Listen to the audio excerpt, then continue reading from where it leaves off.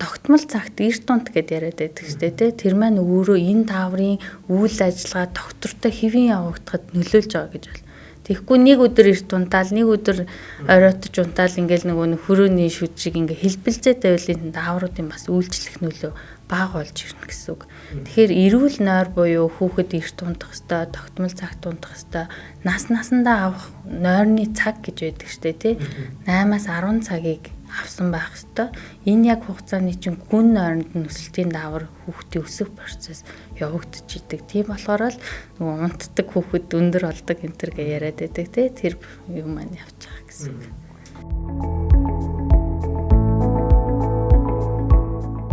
За сайн байцгаана уу. Өнөөдрийн подкастын цааш шингэн дугаар танд хүрэхэд бэлэн болсон байна. Тэгээд өнөөдрийн дугаар бол маш олон хүүхдүүдийн хувьд за тэр дундаа өсвөр насныхны хувьд маш их сонирхолтой дугаар байх болно.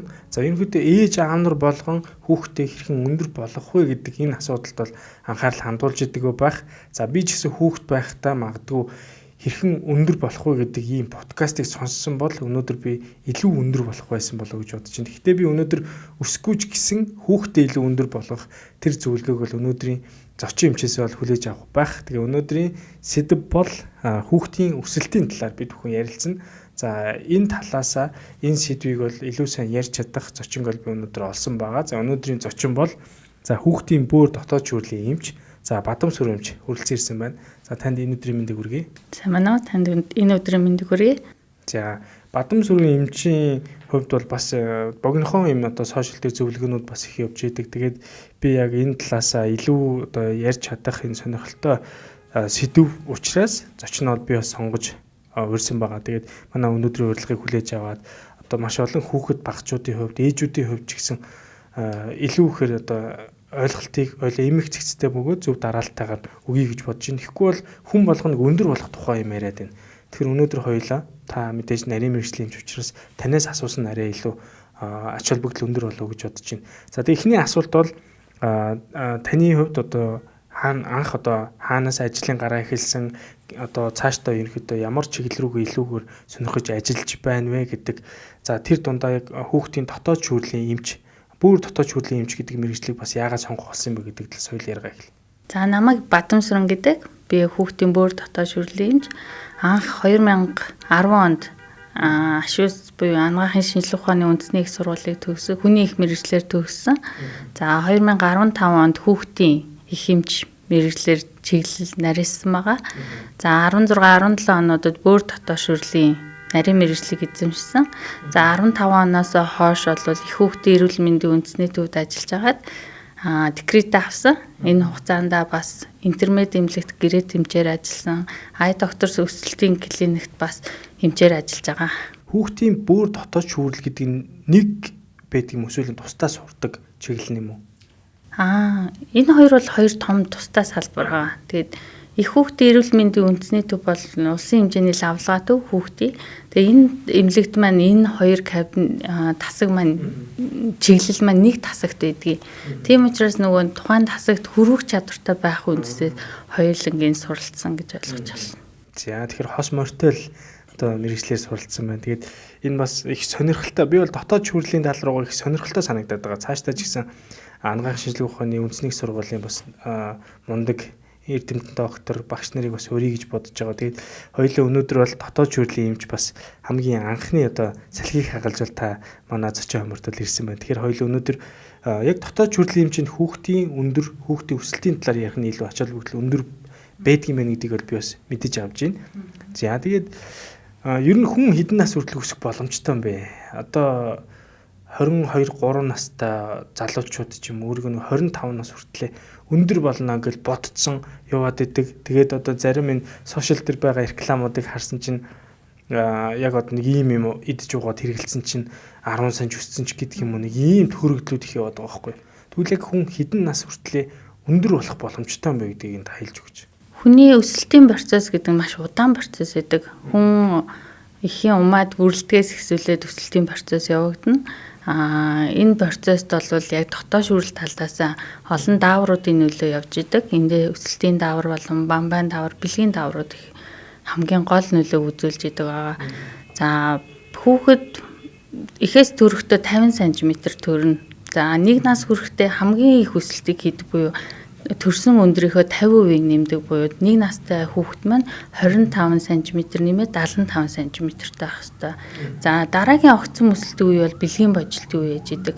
Энэ үед бол охтууд хүүгүүдэд нас нь харилцан адилгүй боловч жилд ерөөсөө 7-10 см өсөх боломжтой үеуд байдаг. За энэ бүх процесст саяны түрүүний хэлсэн 3 даамар маань үүрэг орол өндөртэй явж идэг. Мөн эрдэс витаминууд нөлөөлж байгаа. За хүний өсөлтийн процессыг зогсолтыг ярих юм бол бэлгийн божилттой холбоотой. Бэлгийн божилт үүсээд огцон өсөлтийн үе дуусахад өсөлтийн хурд маань 1-2 см л орно. Багасаад шүү дээ. Багасаад бараг 5-10 дахин багасаж эхэлж байгаа гэсэн үг. Тэгэхээр энэ процесс маань илүү ясчих процесс ясан дээр явагдаад ирэхээр охтуудад бол 16-наас хүүгүүдэд 18 нас яг дундаж бэлгийн божилт хэвэн явагдсан хүүхдүүдэд бол ингэж явагддаг. Зарим тохиолдолд нөгөө нэг хүмүүс ярьдаг ч манай аав энэ төр би зэрэгт яваад өндөр болдог ч гэдэг юм уу те. Би 10 дугаар ангиа төгсөөд оюутан болоод өндөр болсон ч гэдэг юм уу. Тийм эрэгтэй хүмүүс байдаг шүү дээ. Тэр бол нөгөө бэлгийн божилт хожуу явагдсантай холбоотой хожуу өссөн тохиолдлуудад маань тэгээ 20 гаруй наснда ч юм уу 20 хүрээд өсөх боломжтой байж идэг. Тэгэхээр гол үзүүлэлт маань бэлгийн божилтын үетэй холбоотой байж байгаа. Эмэгтэй хүүхдүүд бол нэг 16 нас хүртлээ бэлгийн божилт нь явагдаад ер нь удаашраад явчихдээ юм байна. Эрэгтэй хүүхдүүд л 18 нас. Сон чи судалгаагаар батлагдсан тоонууд байгаа шүү дээ. Тэгэхээр нэг оюутан болчоод гинт өсөөд байгаа хүмүүс чи бүгд тийм мэдээж тийм биш. Тэгэхээр энэ зарим нэг цөөн тохиолдлуудад л тийм зүйлүүдийг хараад бид нэр 25 нас хүртлээ ч юм уу хожуу өнгөд өсөх боломжууд байдаг юм байна гэдэг энэ нэг төрөгдлийн ойлголтууд яваад байгаа юм байна. Өсөлт эрт зогсох тохиолдлууд гэж байна шүү дээ. Тэр маань нөгөө бэлгийн божилт эрт эхлэх охтуудад биений юм эрт ирсэн тохиолдол өсөлт эрт зогсно 13 4-тэй гэхэд зогсчдаг тохиолдлууд байна. Биений юм маань 11-ээс 12 наснд ирэх ёстой бол 10 настай ирчдэг тохиолдлууд байна тий. Тиймэрхүү тохиолдол. Хүүгүүд ч гэсэн мөн адилхан нөгөө нэг дуу хоолой бүдүүрээл сахал ус ургаал төмшиг шодоо томорж байгаа маань дааврын нөлөө орж ирж байгаатай холбоотой энэ процесс 12-аас 14 наснд явдаг бол эрт илрэгдсэн энэ өсөлт хаагдах процесс маань эрт явагдчихж байгаа гэсэн үг.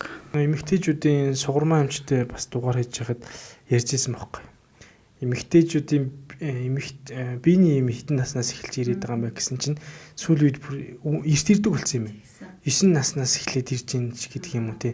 Тэгэхээр энэ бас нэг хүүхдийн өсөлттэй холбоотой энэ өсөлт арай удаашрах энэ зүйлүүд явагдаад байгаа юм шүү дээ. Тэгвэл биений юм уу эсвэл энэ бэлгийн божилт арай эрт явагдаад байгаа тэр шалтгаанууд гэж байдаг юм уу? Ер нь л угаасаа л тэр хүн тэд наснаас ирэх энэ зүйлүүд нь цаанаас нэг юм одоо заяагдсан юм шиг байдаг юм уу? Энэнд нөлөөлөх хүчин зүйлүүд гэж бол байгаа уу? Арай удаашруулах боломж ч юм уу? Бэлгийн божилт эрсэх эмгэг гэж байна. Тэр өнчин тархины гаралтай бэлгийн даавруудын хэрт эрсэлттэй холбоотой эрт явагдаж байгаа. Шууд анатомийнхаа бүтцийн үед өнчин тархины гаралтай өөрчлөлтүүд явж байгаа. Зарим тохиолдолд ээжигээ дуурайдаг, аавыгаа дуурайдаг хүүхдүүд байж болдог.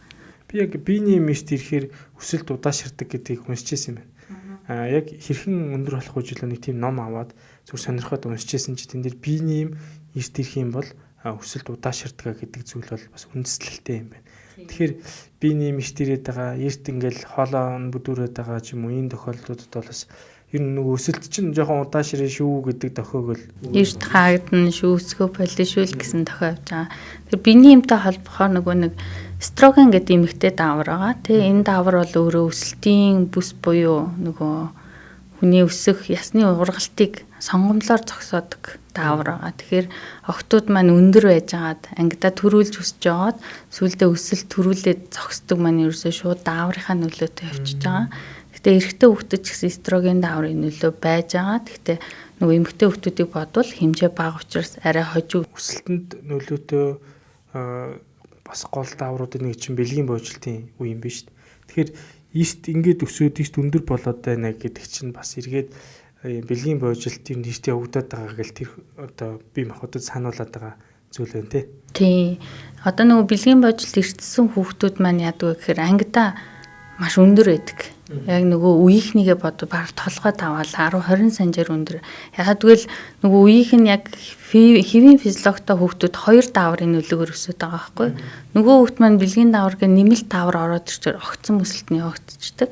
Тэгээ хаагдах процесс явангууд нөгөө хэвийн явагдаж байгаа хүүхдүүд өсөж орж ирээд ингээ өндөр байж байгаа доошлж эхэлдэг. Тэгэл дундаж руу ордог, эсвэл бүр намхан болчих ч юм уу тий. Нөгөө төрүүлж явагдсанараа төрүүлж хаагдж байгаа гэдэг маань тэгээд нөх өндөр байж ал би өста 4 5 дугаар ангиас хамгийн өндөр охин байсан. Одоо ерөөсө дундаас доошлсон гэдэг хүүхдүүд зөндөө байдаг. Тэр бас нэг бодлоо хэцүү л юм тий. Нөгөө байнга өндөр байж байгаа л доошлохоор айгүй хэцүү. Хүүхдээ өндөр болгоё гэдэг бодолтой ээж аавд угаасаа бүгд л зөндөө баг. Өндөр болно гэж угаасаа л их гоё шүү дээ. Би бэлтрийн хувьд өндөр өсөглөн болно гэдэг чинь. Тэгээ сүүлийн үе ч гэсэн хүүхдүүд маань их өндөр өсөглөн болоод байгаа. Тэнд ч гэсэн хүүхд нэг дунд нэг намхан яваад ихийг хинч хүсэхгүй. Тэгээ ялангуяа эрэгтэй хүүхдүүдэд бүр өндөр байх хэвээр ойлголтууд байгаад байгаа шүү дээ. Тэгвэл хэвийн өсөлтийн хэмжих одоо хэмжүүр гэж бас байдаг юм билээ. Тэгвэл энэ ер нь ач холбогдол хэр өндөр байдаг юм бол за өөрийнхөө хүүхдийг одоо нэг тэдэн настай явж байхад энэ өндөр өсөлт нь хэвийн явж гин үү эсвэл үеийнхнээс хоцроод байна уу гэдгийг тэр хэмжүүрээр үзэхэд бол ер нь ач холбогдол өндөр үү? Энэ тэр хэмжүүрийн талаар та бас мэдээлэл хэлж өгөөч. Өсөлтийг хэмждэг хэмжигдэхүүнүүд гэж байна. Тэр нь өндөр биеийн жин, за биеийн жингийн тэгсэн бүр жоохон хүүхдэд болохоор толгойн тойргууд байдаг. Тэгээд Дэлхийн эрүүл мэндийн байгууллагаас зөвлөсөн зөвлөмжийн дагуу болохоор 2 хүртэлх насны хүүхдэд Дэлхийн эрүүл мэндийн байгууллагаас гаргасан өндөр насны өндөр жингийн гэдэг графууд байдаг те. Нөгөө их хүүхдийн ягаан дэвтэр гэдэг их хүүхдийн эрүүл мэндийн дэвтэр гэж ярьдаг. Ээж аавд ягаан дэвтрийн арын хуудаснууд дээр байдаг. Өрхийн эмчнэр нөгөө тэмдэглэгээ өгдөг граф шүү дээ те. Тэр графикийн дагуу 5 нас хүртэл үнэлээд явж боломжтой байдаг. За бас Дэлхийн эрүүл мэндийн байгууллагын зөвлөснөөр болохоор 2-оос дээш насныханд болохоор Америкийн нөгөө өвчний урьдчилан сэргийлэх хяналтын төв гэж байдаг те. Тэрнээ гаргасан 2-оос 20 настай хүмүүсийн өсөлт болон биеийн жингийн индекс, жингийн график гэж байдаг. Тэгэхээр энэ графикийн голын хэрчим буюу ногоон бүс бол танаа хэвэн байна гэсэн ойлголт юм. Тэгэхээр ээж аав нар хүүхдийнхээ өндрийг настай нь харьцуулаад тэр график дээр хөтлөөд яваад байвал танаа хүүхэд ногоон хэрчим буюу ногоон шар дээр байвал хэвээ улаан бүс рүү ороод байвал энэ маань болохоо байж байна. Өсөлт хоцрогдож байна, жингийн алдагдлал үүсэж байна гэдгийг тодорхойлоо явцдаг гэсэн үг. Хэвийн өсөлтийг хэмжих хэмжүүр гэж яриад байгаа. Энэ зүйлийг яг одоо Google дээр ч юм юу гэж хайвал одоо яг гарч ирэх юм бэ? Тий хүүхдийн өсөлтийн график гэл хайвал гар. Монголоор ч гэсэн гараад байна шүү дээ. Монголоор гарч ирнэ. Хэдэн нас хүртэл тэр хэмжүүр нь 2-оос 20 нас хүртэл эдийн график дээр тий их хүүхдийн эрүүл мэндийн дэвтэр дээр бол бас байгаа шүү дээ. Арын хуудснууд дээр байгаа. Ер нь бол нөгөө 2 нас хүртэл ээж хүүхдээ аваад вакцинд очиж үзүүлж байгаа шүү дээ тий. Тэгтлээл ерөнхийдөө хяналтыг тавьж явах хэрэгтэй. Манай хүүхд хэвийн жинтэй байна уу, хэвийн өндөртэй нүг асуучдаг байх хэрэгтэй.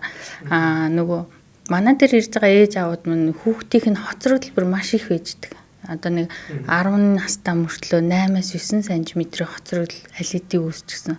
Тэгээ асуухаар хүүхэд нь төрсөн жин хэвийн гүт төрсөн мөртлөө тэр их хэмжээний хоцрогдол үүссэн. Тэгээ хизээ үүссэн бэ гэхээр мэддэггүй.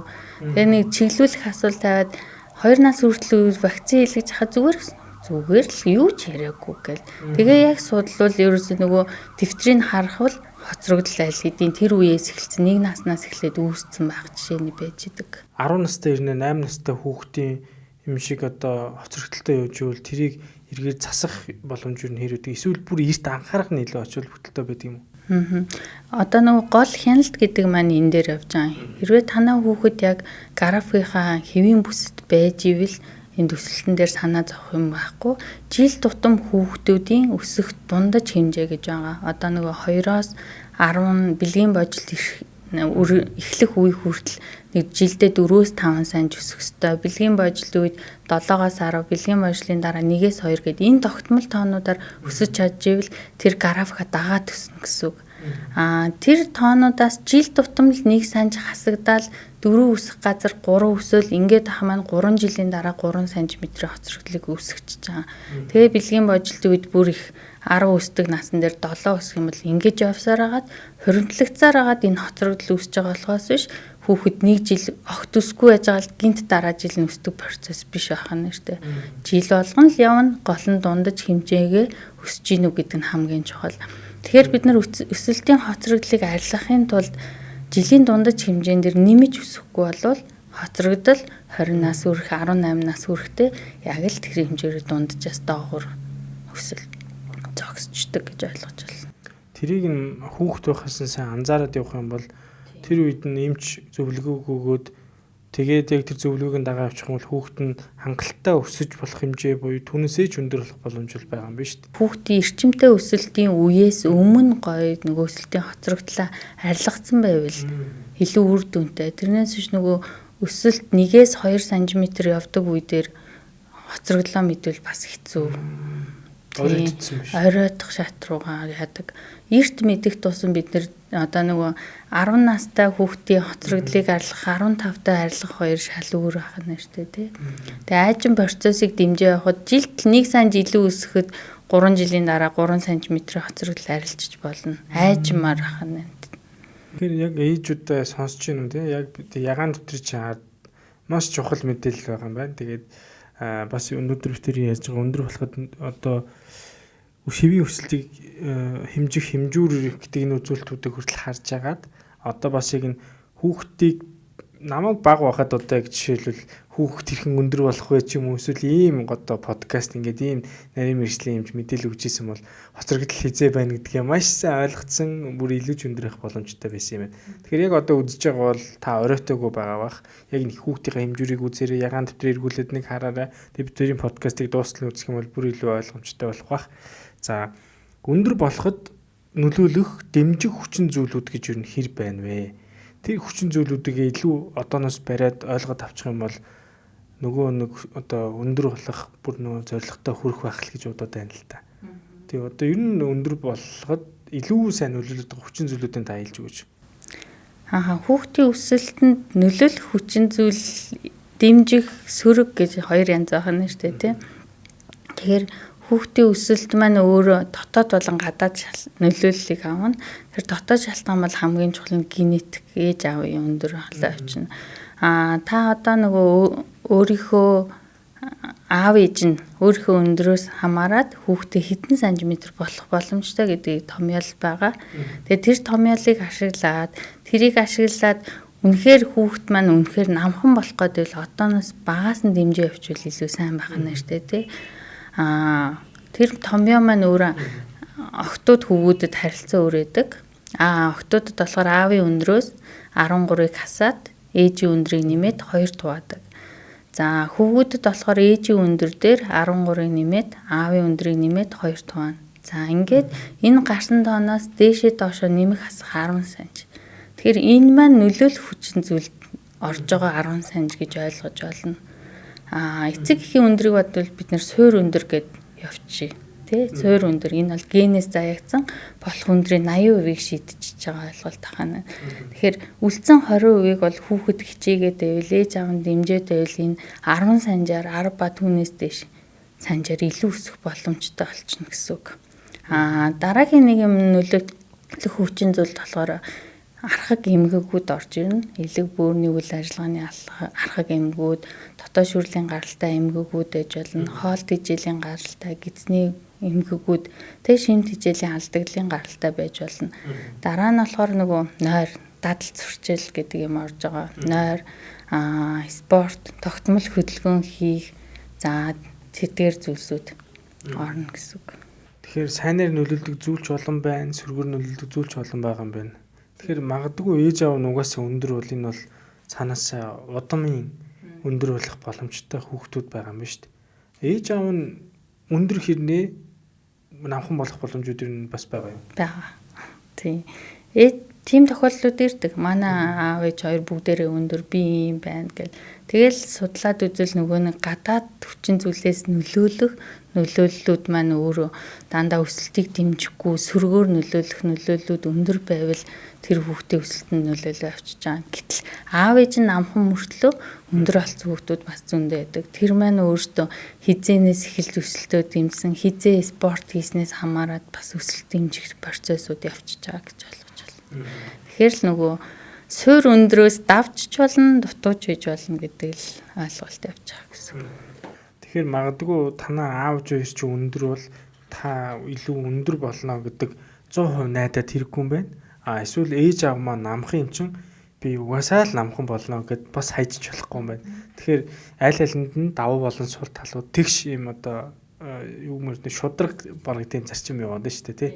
Тэгэхээр илүү өндөр болох боломж бол байгаа юм байна. Одоо монголчин сагчин шарав жамц ч одоо маш өндөр шүү дээ тий. Тэгээ би яг нэг лифтэнд сууж исэн л та. Нэг юм лифт явж байгаа. Лифтэнд яг шарав жамц тэгээд хоёр хүүхэд нь эхнэр нь явж исэн байхгүй. Тэгээ би ороод зогсоход тэнд бол үнэхээр яг би өөрийгөө бол бүр үнэхээр намхан гэдэг бол ойлгож байгаа байхгүй. Тэр хүмүүсийн зүгээр ингэ цээжин дээр би явж штэ. Тэгээд тэр хүмүүсийг харахад бол үнэхээр гоё харагдажсэн. Тэгээд шарав жамц сагсчин бол өөрөө бас нэг нэвтрүүлэг дээр бас хэлсэн байлээ. Өндөр болох боломж нь хэр байгаа вэ гэсэн чинь угаасаа номер одоо гол ойлголт бол удамшил байгаа. Тэгээд одоо инхүү од нь одоо мэдээж Америкт маш мундаг сакс тоглоо явж штэ.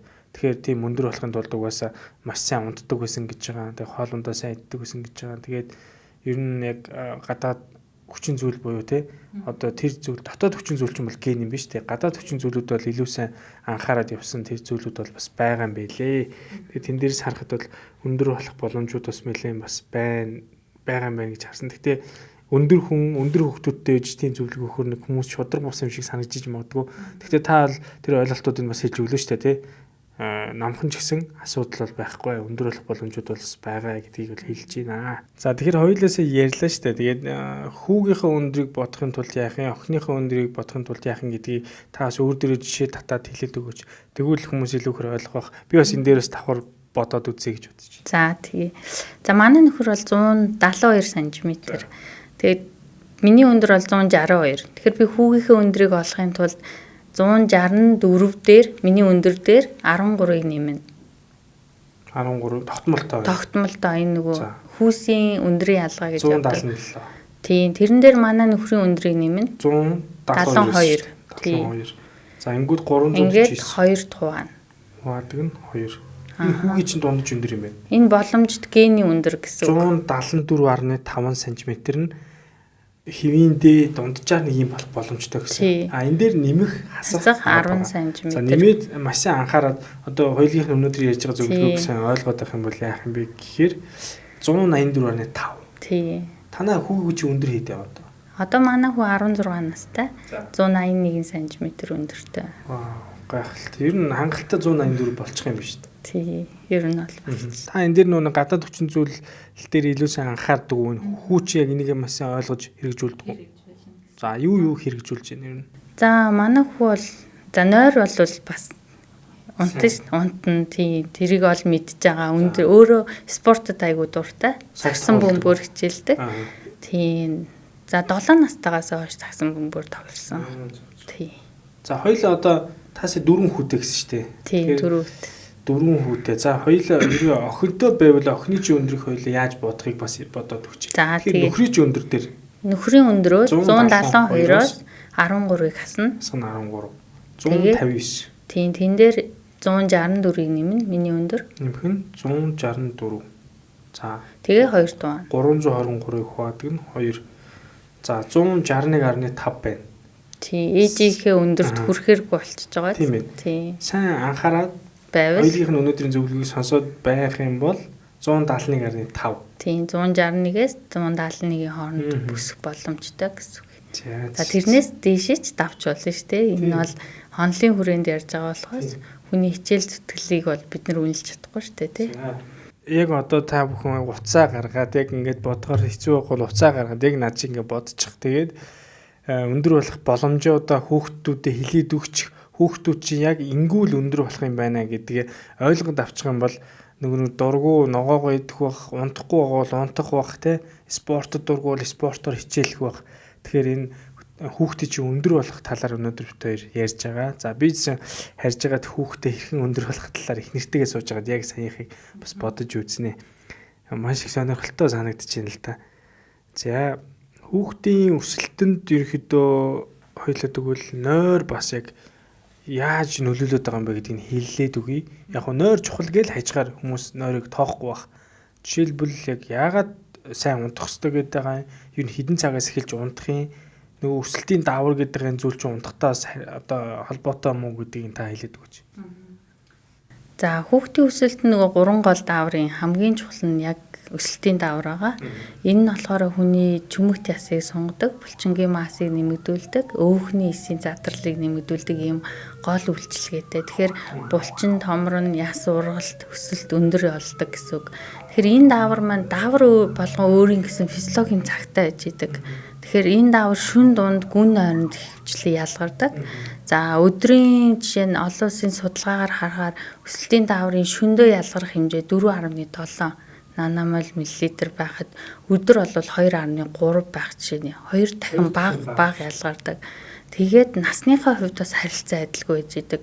Өсвөр наснд одоо нийт 150 микрограмм хэмжээтэй байхад 55 нас хүрэхэд 25 болтлоо бууж идэг.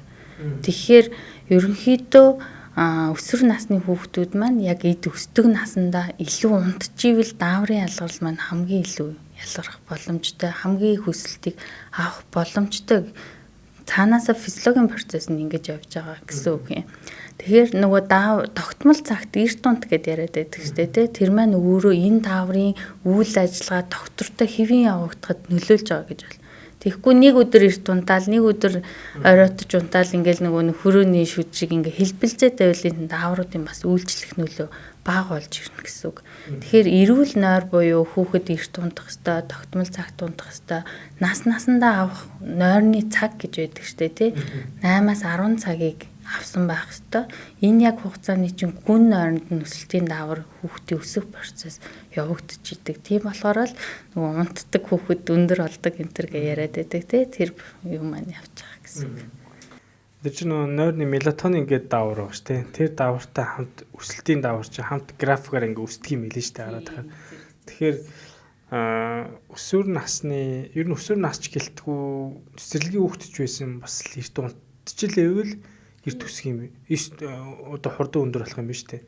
Тэгэхээр нөгөө нэг ангийнх нь хүүхэд нь ингээд унтаад өсөөдсэн чинь маань хүн одоо унтахгүй ингээл одоо байж байгаад өсвөр насн дээр ирчихээрээ бүр гүйцэгдчих юм биш үү? Өсвөр наснд чинь нөгөө нэг өсөлтийн дааврынх нь ялгарж байгаа тэр даавар нь бүр илүү өндөр болчоор нөгөө өсөлт нь хоцрогдсон хүүхдийн хувьд бол яг тэр удаашралтай л яваад байгаа юм биш үү? Тэгэхээр аль тэр гүйцэгдчих юм. Ер нь нас хамаарахгүй л ерөөсө төрсэн цагаасаа л эрт унтаж хэвших ёстой. Хэрвээ тэгэх юм бол өдөр болгоны дааврын хэмжээ хангалттай сайн ажиллахаар маш өндөр хөвгтэй болох боломжтой байх нь тий. Маа дээр нэг аав ирж исэн 4 настай хүүгээ авчираад энийг волейболын лигт оруулна яаж өндөр болох юм гээд 4 настай хүүхдээ. Тий. Лигийн тамирчин болгомоор байна гэд ирж байгаа байхгүй. Тэгээ тэр хүнд бол хамгийн чухал зөвлөгөө бол нойр ах нь шүү дээ. Хүүхэд өсвөр наснд орчхоор бидний үүнд орхоо хэлчихдэг шүү дээ. Өөрөө бүх шийдвэрийг гаргаад унтахгүй гээл бараг л ээж нь хэлгээр өгүүлсэн болоо л тий. Утсын хураахаар янз бүрийн асуудал үүсдэг. Тэгэхээр багаас нь л унтуулаад хөвшүүлжүүл энэ тадал маань ингээ яваад иж боломжтой. Бидний үгэнд ордог байхдаа зөв дадлыг хөвшүүлжүүл өндөр хөвгтэй болох боломжтой байна. Саяын бас таны өмнөх хоёулынх нь ярьсан сэдвийг бодоод би бас өөр дөр амьдрал дээр бодлоо л тоо. Эрэгтэй хүүхдүүд чинь ээжийнхээ өндөр дээр илүү дөрүүлж өсөж байгаа юм байна шүү дээ. Тэгэхээр таны өндөр чинь 164 учраас хүүхд чинь өндөр болох боломж нь харьцангуй сайн байна. Эмэгтэй хүүхдүүд бол аавыгаа илүү гол ингэж барьж өсдөг юм байна. Манай ээж бол их намхан хүн. Манай эмээ бүр намхан хүн байхгүй. Тэгэхээр би чи ихэр тэгээд бид хоёр чи ингээд ихэр болоод төрсэн учраас бас амар өндөр болох боломж нь бага байна. Манай аав чинь 178 байна уу 179 ихгүй. Тэг хүмүүс харахаар аав чи өндөр байхад тоо яагаад аавынхаа өндрийг гүйцсэнгүй гэж яриад байдаг ихгүй. Тэгвэл яг гол одоо тэнд одоо хэргийн эзэн бол манай ээжийн өндөр байгаад байна шүү дээ. Энэ нөгөө гений ярих болно. Тэгэхээр эрэгтэй хүүхдэд ээжийн ген давмгай биеийн хөгжлийн хувьд давмгай явж байгаа. Охтуудад аавын ген буюу X хромосом явж байгаа гэсэн үг. Тэрнтэй холбоотой хөвгүүд бол ээжийнхээ өндрийг, ээжийнхээ аав талын өндрийг илүү дагдаг. Тэгэхээр өвөө чинь хэр өндөр байсан бэ гэдгээс бас нэлээд хамаарна гэсэн үг. Ээжийн талын өвөө гэсэн үг. Тийм шүү. Тий. Бөөр өвдөж ууцны руугаар чилж өвдөхөд. Шээс ойр ойрхон хурж, шээсний өнгө үнэр өөрчлөгдөхөд. Нүд зовхоор сэлгэрч хавгнахад. Бөөрийн өрөвсөлт өвчин цистит.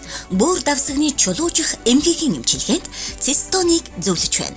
Цистон нь бөөр давсагны өрөвслийг дарж өвдөлт намдаана. Шээс хүн хавнг бууруулна. Бөөрөө бүнжитил бөөцөл. Цистон. Эмийн завраас гач нөлөө хориглох заалтыг уншиж эмч эмзүүчээс асууно.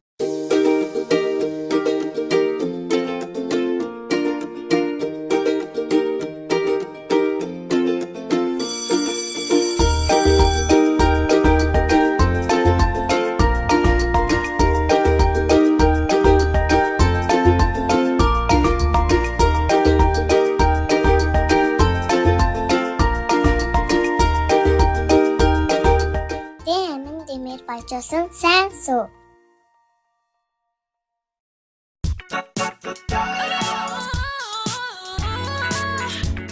Эрт хүчтэй эрүүл амьдрах бидний сонголт. Хаалгай шампунь.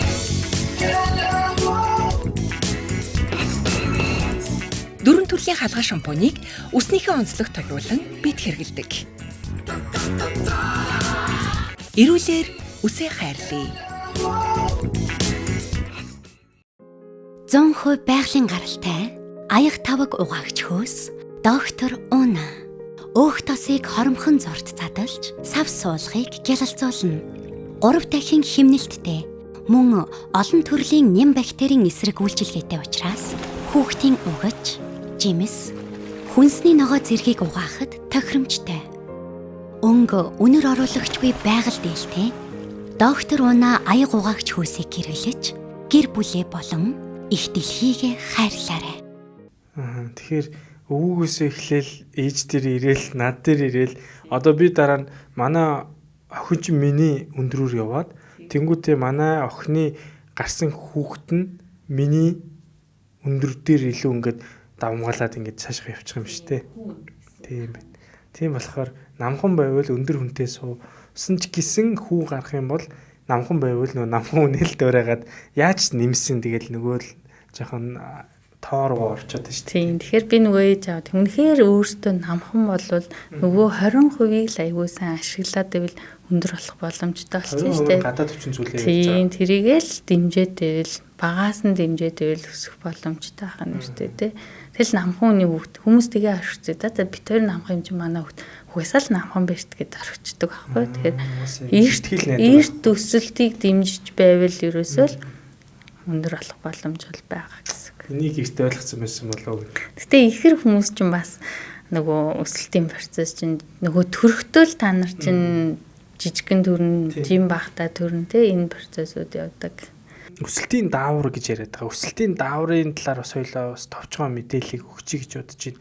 Өсөлтийн даавар гэдэг энэ зүйл одоо тухайн хүүхдэд өгөгдөл нь цаанаасаа ерөнхийдөө илүү хэрэг өсөлтийн даавраа өсгөөд байх ч юм уу тийм боломжууд ер нь байд юм уу? Эсвэл энэ уусаа физиологоор л ингээл цаанаасаа нормоор ингээд явагдаж байгаа юу? Генийхээ удмаараа ч гэдэг юм.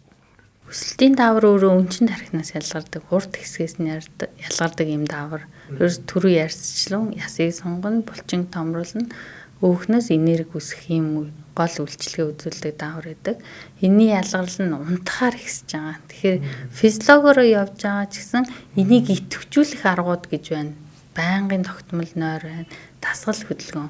Тогтмол хийдэг дасгал хөдөлгөөн маань өөрөө одоо жишээ нөгөө бэлтгэлийн дараа өсөлтийн даавар яг унтж байгаа юм шиг их ялгарх боломжтой байдаг. Тэгэхээр спортынхан маань өөрөө өндөр болдог маань тэр даавраа жирийн хүүхдүүдээс илүү ялгаруулад байдаг гэж ойлгох нь шүү дээ. Өдрийн хэмжээг 2 дахин нэмчихэж байгаа гэж ойлгож болох нь. За дараа нь нөгөө уурглаг хүнсүүд орчиж байгаа. Уургалаг хүнс маань өсөлтийн дааврын нийлэгжлийг идэвхжүүлдэг. За бас нөгөө өсөлтийн дааврын идэвхжлийг нэмэгдүүлдэг эрдэс гэж байна. Энд нь цайр гэдэг эрдэс орж байгаа байна. За хит их тарган байвал бас өндөр болохгүй. Хит их шимжилжлийн дутагдaltaй байвал өсөлтийн дааврын нийлэгжил буураад эхэлждэг. Одоо үр хөвгтэй илүү өндөр болохъя гэдэг бодол угаасаа хүн болгонд л байгаа. Тэгээд өндөр болох бол ялангуяа жоохон тийм намхан болцсон хүмүүсийн хувьд бол маш их тархины одоо хэцүү асуудал шүү дээ. Гэхдээ бид нар эрүүл байх нь хамгийн чухал байгаа. Гэхдээ өнөөдөр бид нэр өндөр болохын талаар ярьж байгаа учраас хүн болгоны хүсэл мөрөөдөл бол илүү гоё өндөр болох байгаа шүү дээ. За тэгэхээр өсөлтийн даавартай холбоотой бас нэг зүйлийг бас асуух гэдэг байна. Өсөлтийн даавар болохоор өнчин тархинаас мэдээж ялгархтаа идэвхгүй хэлбэртэйгээр ялгардаг юм байна. Тэгээд энэ илгэнд цусаар очиж дамжаад IGF буюу инсулин төс өсөлтийн фактор гэдэг нэртэй болж хувирж очоод тэгээд илгэнд нийлэгддэг юм байна. Тэгээд илгэнд нийлэгдэж байхдаа илгэнд нийлэгдэж байгаа учраас илгэний эрүүл мэнд бас энд ирэх чухал юм байна шүү дээ. Тэгэхээр нөө багтаа шарлж исэн ч гэдэг юм илгэний үйл ажиллагаа ерөөдөө жоохон муу байх юм бол энэ хүүхэд өндөр болох энэ үйл ажиллагаан дээр бас жоохон асуудал гарч магадгүй гэж ойлгосон. Тэгээд илгэний өөхлөлт ялангуяа сүүлийн үед хүүхдүүдэд маань их өндөр байгаад байна. Тэгэхээр илгэний өөхлөлт гэдэг чинь нөгөө нэг таргалтын талаар бид нар ахаал ярина. Одоо хүн амын хоолт хичээлийн 6 дугаар судалгаа, 5 дугаар судалгаанд дэш тэр хүүхдүүдийн таргалалт чинь өөрөө бас нэлээд өндөр хувьтай яваад байсан. Одоо чинь хоолт хичээлийн хомсол гэдэг зүйл байхгүй. Одоо бараг гурил аваад тэрийгнгээр одоо бидний хүүхэд байх үед штэ 1990 оны үед бол талах аваад талхаа идээл гурил аваад гурил нь дуусаал гурилаа өөртөө илдээл хоолоо хийж иддэг гэсэн бол одоо тэр бүх үйл ажиллагаа чинь хэлбэр болоод нөгөө фруктоз гэдэг зүйлийг маш ихээр агуулсан. Одоо тэр сахар тэгээд ер нь сахарын агуулмж хүндөртэй хүнсийг бид нар маш их хүүхдүүд маань сэргэлж гин баяр наадамжих ойрхон болгохын тэгээд нөгөө нэг амттай зүйлүүдийг хүүхдүүд маань идэж уугаад таргалаад байна. Илгэний өөхөлтөө гэд бүр жоох хүүхдүүд төр ч гэсэн гараад байна. Манай бүр ихний дугаарууд төр ч гэсэн хүүхдийн дүр сонжилгааны эмчтэй ярилцахад хүртэл хүүхдийн бүр 3-4 настай хүүхдийн нойр булчирхаа өрөвсөлтэй асуудалтай байна. Илгэний өөхөлт бол одоо бүр замаа алдж байна гэдэг яриаг хүртэл өгчээсэн байхгүй. Тэгэхээр энэ зүйлүүд чи эргээд хоорондоо холбогдоод хүүхдийн өндөр болох цаашаад маш одоо эрүүл мэндийн олон асуудал үүсэх тал руу бас орох гэдэг юм л да. Тэгвэл нэг илгэний эрүүл мэнд, илгэний өөхөлт гэдгийн зүйл чинь бас хүүхдийн өрсөлдөнд бол сөргөөр нөлөөлөх энэ зүйлүүд хэр байгаа юм бэ гэдгийг бас танаас асууя гэж бодсон. Тий, өсөлтийн дааврын яг идэвхтэй нийлэгдэл нь илгэн дээр явж байгаа. Тэгэхээр илгэний эрүүл мэнд заашгүй чухал. Тэгэхээр илгэний эрүүл мэнд талдаа бүр илгэний аргагүй өрөвслүүдийн үе дээр IGF буюу инсулин төс өсөлтийн фактор маань буураад эхэлждэг. Эндээ юу ах вэ гэхээр илгэний нөгөө арга вирусын халдварууд, илгэний хатуурал, хавдар хүүхдүүдэд ч гэсэн тохиолддог болсон шүү дээ, тий. Илгэний өөхлөлтүүд маань нөлөөлж байгаа. Эднэр бол архаг удаан явцтай учраас илгэний эсийг гэмтээгээд тэгснээрээ өсөлтийн хүчин зүйл шууд нөлөө үзүүлчихэж байгаа. Нөгөө шарлалт гэдэг ойлголт маань нөгөө гепатитыг ярьж байгаа бах тий. Эсвэл нөгөө хүмүүс андуураад байдаг нь яран шарлалтыг яриад байдаг. Эднэр маань өөрөө төр зургийн цочмог удаан тийм процесс биш. Илгэний эсийг тухайн үедээ гэмтээгээд одоо зүгээр болчдөг. Өвдөл идэгчсэн гэцэг хүмүүс байдаг штэ тий. Тэгэхээр энэ үед бол илгэний эсийн гэмтэл харьцангуй гайг байх нь. Тэгэхээр өсөлтөнд нөлөөлөх байдал маань хэвийн бараг нөлөөлөхгүй. Гол юм маань нөгөө таргалтын суурилан дээр үүсэж байгаа илгэний өөхлөлт маань илэгнээс бараг өөхнийсээр солигдож байгаа процесс шүү дээ. Тэгэхээр нөгөө өсөлтийн даавар идэвхгүй хэлбэрээс идэвхтэй хэлбэр шилжиж IGF-1 рецептортой холбогдох үйл явц бүгдээрээ алдагдаа авчин. Энээсээ шууд өсөлтийн хоцрогдол үүсээд ажмаар үүснэ гэсэн үг. Өөхлөлт үүсэл бат өсгөө болчихно гэсэн үг биш. Багаар дутуу өсөд эхэлнэ гэсэн үг. Өсөлтийн хоцрогдол үсгэд илүү нөлөөлж байгаа юм шүү дээ. За тэгэхээр хүүхдтэн илүүдэлжинтэй илгэний өөхөлтөд гарч байгаа бол энэ дээр өнөөдрөөс бид нар анхаарахгүй бол танай хүүхд маань илүү гоё өндөр болоё гэдэг зорилго нь бол бас алдагдах юм байна шүү. Тэгэхээр хүүхдүүд маань ч гэсэн энэ зүйлийг сонсч ивэл бас ойлгож аваарай тий. Тарган байх. Тий хөвлийгээрээ одоо айгүй хөрхөн бандгар гэл тий нэг юу унган махтай гэл Одоо бүр сүлд ийм үг гарцсан байл шүү дээ. Тарган хүнийг харахаар нэг тийм ихтгэл төрдөг мөрдөг гээд энэ чинь цаанаас л одоо асуудал өвчлөлүүдийг л үүсгэж байгаа шүү дээ. За тэгээд энэ өсөлтийн дааврыг хойлоосоо ярихад та унтахад илүүхээр сайн ялгардаг юм байна. За дасгал хийсний дараа унтсантай адилхан бас их өндөр ялгардаг гэдэг чинь өөр их гоё тийм мэдээлэл биш үү? Тэгэхээр дасгал хөдөлгөөн хүүхдүүдэд сайн хийгээч. Биеийн тамиртаа сайн оролцооч. Тэгэх юм бол унтаад сэрсэн унтж байгаа юм шиг тийм өндөр хуваар ялгарх юм байна. Унтчихд бол нэг 100% ялгарлаа гэж бодоход өдөр 50% ялгараад байгаа бол дасгал хийсэн дараа өдөр 100% нэг хэсэг хугацаанд ч гэсэн өсөлтийнхөө даврыг ялгаруулах боломжтой байна. За тэгвэл өсөлтийн даврыг гаднаас уух гэдэг юм уу, тарих гэдэг юм уу, ийм ойлголтууд бас сошиал дээр бас мэрсээ яваад байгаа. Өсөлтийн дааврыг ингээд тариулчих юм бол өндөр болох юм байна гэдэг нэг ийм ойлголтууд бас мэрсээр яваад ирлээ. Тэгвэл энийг та ч гэсэн сошиал дээр харсан уу? Хэрвээ харсан бол ийм ойлголтуудтай хүмүүс тань дээр ч гэсэн үйлчлэг авахар хүүхдүүд ирж гин үү, ээж аав нь буруу ойлголт авцсан. Одоо өсөлтийн дааварч угаасаа энийг ингээд би хүүхдэд тарьчвал манай хүүхд өндөр болох юм байна. Одоо яах вэ юмчээ гэд хэрвээ асууж ивэл та яг тэнд яг юу гэж хариулах вэ? Өсөлтийн дааврын тариа гэж байдаг. Уухаар бол байхгүй хань. Дааврын тариаг өөрөө хийх өвчнүүд гэж байдаг. Тэрэнд нь заалттай, өнчин тархины гаралтай одоо бүр өсдөггүй хана штэ. Тийм угаасаа л өнчин тархинаас тэр өсөлтийн даавар гэдэг гармо ялгархгүй эсвэл маш бага хэмжээтэй ялгарахаар жилийн өсөлтөндөө хүрдэггүй 3-4 дахин бага өсөөд энэ заалтаараа тарих нь. За бас хоромсомын эмгэгүүд байна. Тэрнэрийн хам шинж, нүүн хам шинж гэд өсөлтийн даавар тарихгүй бол бас өсөлт хамт гэмтчдэг одоо тэр талаас өөрчлөлтүүд гараад идэг эмгэгүүд гэсэн үг. За дараа нэг ургийн ихээс төрөхтөл жижигэн төрөөд нөгөө дутуу төрөлтүүд нөлөөд маш бага жинтэй төрсөн хүүхдүүд байдаг шүү дээ. Өөртөө жижигнэр явсараад нэг гэл төрсөн гэл байж идэг. Ууг нь эрүүл мөртлөө жижигэн байгаад ах ч юм уу те. Тиймэрхүү тохиолдлуудад байж болж байна. Өсөлтийн хоцрогдлын хэмжээ маш их хэмжээтэй нөхөгдөхөөргүй гүйцхээргүй хэмжээний байгаа тохиолдолд эмчийн заалтаар л хийж байгаа гэсэн үг. Тэгэхээр энэ даавар маань өөрөө хийлэнгүүд хүмүүстэй сух өсөх юм шиг боддог.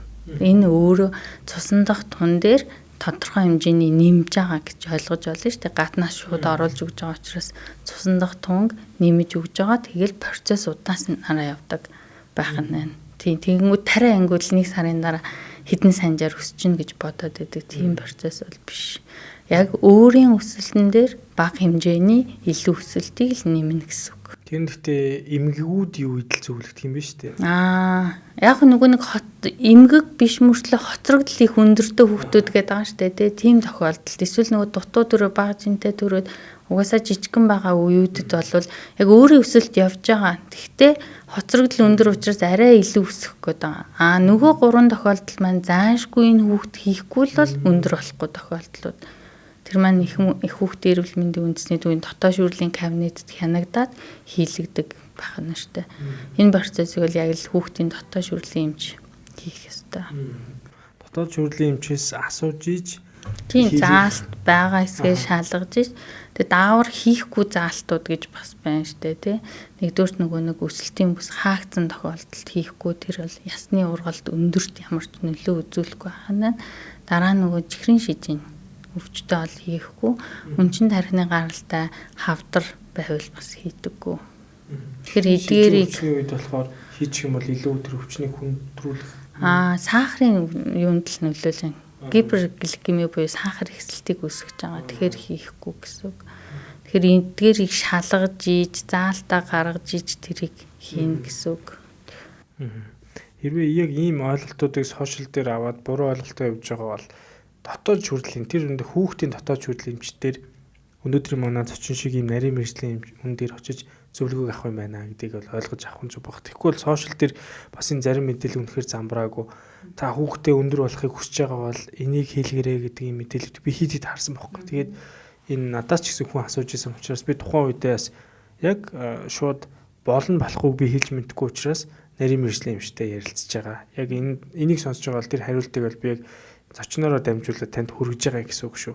Тэгэхээр Энэ ойлголтыг бол бүгдээрээ ойлгож авах нь чухал юм байна. За өндөр болоход сөргөөр нөлөөлж байгаа хүчин зүйлүүдийг бас бид хоёр давуу тал болон сул тал аль алинаар нь байгаа гэдгийг сая ярьсан. За өндөр болоход газар нутгийн онцлог бас нөлөөлж байгаа юу? Тэгээ ялангуяа ингээ харахаар хаазууд бол бас их нэг тийм тэнгэр багцсан өндөр хүмүүс л харьцангуй бага байдаг. Тэгэл одоо Европ тэгэл одоо Африкийн орнууд руу болохоор бүр маш өндөр ингээл болоо авчиж штэ тий. Тэгэхээр энэ бас бидний газар нутгийн онцлог бас их нөлөөлөд байгаа болов уу гэдгийг тэгж бол би бодож байгаа. Та энэ дээрийг юу гэж харж байгаа вэ? Яг би нэг юу уншиж ирсэн судалгаа. Тэгэхээр Европ, Азийг харьцуулаад Европуудад нөгөө хүний өсөлтийн гений юу маань арай илүү хувь байдаг гэж бас тэр генийхээ хувьд илүү өндөр тархалт нь өндөр байдаг гэд. Дараа нөгөө нэг Европчуудын идж байгаа хүнс өөрөө сүү, бяцлаг, мах ч байд юм уу те. Дандаа нөгөө өсөлтийн дааврыг дэмждэг уургалаг хүнсүүд орчиж байгаа. Азууд болохоор нөгөө ногоо, будаа, гурил тал руугаа илүү идээд тахаар нүүрс суслаг өсөлтийн дааврыг сөрөг нөлөө нөгөө сахар ихсэлт маань сөрөг нөлөөтэй байх тэр тал руугаа тэгэхээр хоол хүнстэйгээ бас холбоотой байж байгаа. За гуравт нь нөгөө нэг Д витамины нийлэгжлүүд бас л орно. Ерөнхийдөө газар нутагтайгаа хамаараад орж байгаа. Би нэг тэр судалгаан дээр бас нөгөө одоо дэлхийн хамгийн өндөр орончууд Нидерланд юм лээ шүү дээ. Эрэгтэйчүүдийн дундаж өндөр бол 183 дундчин шүү дээ тий. Тэгэхэд нөгөө нэг Азууд бол тэнд хүрэхгүй байгаа. Гэхдээ Өмнөд Солонгос улс бол одоо сүүлийн 40 жилийн хугацаанд дундаж өсөлтөө 10-аас 15 см-аар өсгсөн орн гэдэг бүр. Яаж тэгж өсөх? Хоол хүнсээрээ л явж байгаа гэж ойлгож байна. Тийм. Тэгээ бас нөгөө нэг нийгмийн хөгжлүүд айгүй их нөлөөлж байгаа. Тэнд тэгэж битсэн байсан. Солонгосчууд бас сүүлийн үед айгүй өндөр болцсон шүү дээ, тий. Тийм, сая одоо тэр шоу моон дээр хараад хахаар тий айгүй өндрөл залуучууд хэлсэн шүү дээ. Тийм. Тэгтэл Европод тэг үзгүй л байгаа л да. Тэгтэл солонгосчууд ч бүр намхан байж байгаа. Тийм шүү. Одоо нэлээд өндөр болцгоо. Тийм. Хоол тэжээлийн үед бол бас их өлсгөлэн байсан орн шүү дээ, тий. Тэгээ одооноос нөгөө энэ өсөлтийн процесс ерөөс 40, 50 жил, 100 жилээр яригдахаар процесс болчихж байгаа байхгүй. Маш хаажмаар л нэмэгдүүлнэ гэсэн үг. Д витаминтай бас их холбогдоо явчлаа тий. Д витамин чинь бидний одоо яг энэ бүс нь нарны тусгалан ш тэр ингээд грац нь өөрөө Д витаминыг нийлэгжүүлэх боломжгүй болчихж байгаа. Тэгээд 6, 7, 8 гэсэн 3 сард бид наранд нэг би шорт подологтой байж тий нэг 10-аас 15 минут байх боломж бараг л хэцүү дээ. Тэгээд бүгд нарны тус түрхэл тэгэл битүү хувц өмсөө яваад хахаар хүүхдүүд маань л яг хөөрхний илсэн дээр нэг хальт тоглож байхдаа бол Д-г нийлэгжүүлэх боломж нь маш цөөхөн саруудад байгаа дээ. Бусад үед бол бид нэр хүүхдэд Д витаминыг заавал нэмэлт тунгоор бол заавал өгөх шаардлагатай. За тэгээд баруун Европ гэхээр илүүхэр нөгөө нэг нарны тусгаланч их сайн байна. Тэгээд дээрэс нь зуны улиралч илүүхэр их удаан явагдаад байна. Тэрнтэй холбоотой нөгөө Д-г нийлэгжил маань их байна. Тэгээд бас яг нэг зүйлийг харж байхад далайн түвшнөөсөө дээшлээд иргэсэн маань Д витамин тэгээ нөгөө өсөлтөнд нөлөөлж байгаа эрдэс витаминуудын чинь юунууд нь маш бага болоо авчдаг юм байна шүү дээ. Тэгээд далайн түвшинлэг ойртоод ирэх тусмаа нөгөө Д-г нийлэгжил болон бусад нөгөө нэг хэрэгцээтэй нэгдлүүд эрдэс витаминууд чи илүү сайн тэр хөрсөнд илүү их нэмэгдээ авчдаг тийм зүйлийг бол би бас харж байсан. Тэгэхээр идэж ууж байгаа зүйл бол ялцгүй бид нөлөөлж байгаа гэдэгт бол би санал нэг байна. Тэгэхээр яванда бас сайжрах ухаан юм сайжирж байгаа байх гэж найдаж байгаа. За тэгэхээр бас одоо бас их чухал бас нэг зүйлийг асуух гэдэг. Тэгээ Монгол улсад ч гэсэн одоо хэрэгжиж байгаа нэг хөтөлбөр байгаа. Энэ зүйлийг бол бас эмчнэр нэлээд ярьж байгаа. Манай цахим эмч гэсэн бас нэлээд мэдээллийг хүргэж ирсэн. Тэгээ би ч гэсэн энэ мэдээллийг бас хүргэе гэж бодож байна. Тэгээ Хятад улс болохоор эдийн засгийн хөтөлбөр дээрээ сүү хөтөлбөрийг бол хэрэгжүүлсэн байгаа тий. 200 мл сүү сард 2 см өсөлтөө гэсэн хөтөлбөрийг хийгээд тэрнээс хойш хүүхдүүд нь бол маш амар өндөр болсон. Тэгээд Монголд сая одоо монголчууд ч бас тодорхой хэмжээс өндөр болоо л байгаа. Гэхдээ сакс тоглож байхад хүүхд залуучууд маань сакс их үздэг болсон баг. Тэгсэн чинь Хятад саксчид гэсэн чинь маш өндөр болсон. Манай Монголын энэ одоо А102 гэдэг сакс чинь баха. Тэр залуугийн хаж тэр чих өндөр залуу шүү дээ. Тэрний хажууд бүр маш өндөр нэг залуу байгаа байхгүй. Тэгэхээр тэр бусдын ч гэсэн маш өндөр. Тэгэхээр яагаад ингэж хятадууд ингэж их амар өндөр болоод байгаа юм бэ гэсэн чинь бас нөгөө сүүтэй холбогдоод явчихлаа.